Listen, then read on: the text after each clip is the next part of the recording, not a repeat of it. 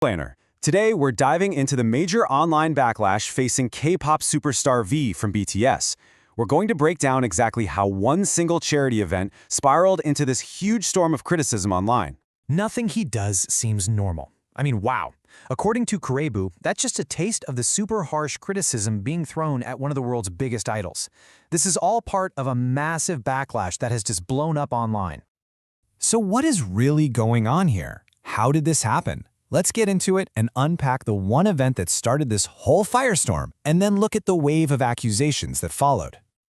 Okay, so where did all of this even start? Well, this backlash didn't just come out of nowhere. It was actually sparked by one single, very high-profile charity event, an event that basically put every single celebrity there under a massive microscope. And that's where V comes in. His appearance at this W Korea charity event is what really set things in motion. According to reports, just being there made him, and I quote, a huge target for malicious criticism. So this event was pretty much the catalyst that put his every single move under a microscope. But, the event itself, that was just the spark. The real wildfire started with a viral social media post, and this post went way beyond just his attendance at the event. It started digging up a whole collection of his past actions that critics were quick to label as problematic. All right, so this viral post laid out 4 big accusations. Let's walk through them. First, there was his brand partnership with Coca-Cola, which some people online connected to boycotts. Second, his friendships, specifically close friendships with people who were allegedly caught up in stuff like illegal betting. Third, they brought up a past incident where he was accused of fat-shaming a friend.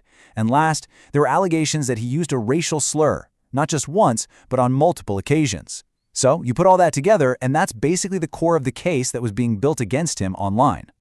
And once that post went viral, man, it was like the floodgates just burst open. All of a sudden, it wasn't just about that one thread anymore. It basically became a green light for everyone else to pile on with their own criticisms, and a lot of them got really, really personal. Yeah, and the tone of this backlash is super telling. I mean, comments like this one, they're not just critical, they're deeply personal. It almost feels like it reveals this long-held animosity, right? It really suggests that for some of these critics, this was the moment they'd been waiting for. And as we dig into the comments, a really big theme starts to pop up, this idea of inauthenticity. People were just repeatedly calling his whole public persona pretentious and calculated. The main accusation was that he's constantly just performing, like he's always putting on a show for an audience. And seriously, this sentiment was everywhere. You saw it echoed again and again. It all boiled down to one core accusation, that his entire public personality is completely fake, a total fabrication. And that claim, it basically became the rallying cry for everyone driving this backlash. Okay, so let's take a step back. What's the bigger picture here? When you mix the initial event, those viral accusations, and then this absolute flood of harsh comments, what does it all add up to? What does it really mean? Well, when it comes down to it, this whole thing isn't just about one viral post. Not at all. It really points to something much bigger. This culture of intense and, honestly, pretty unforgiving celebrity scrutiny that we see today.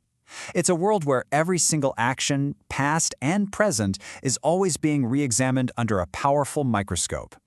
And that leaves us with a really big question, one that's super relevant in our digital age. It forces all of us to think about that very fine line between holding a public figure accountable for what they do and what can turn, in a flash, into a targeted online pile-on. And where exactly do we draw that line? Well, that's a debate that is still raging on.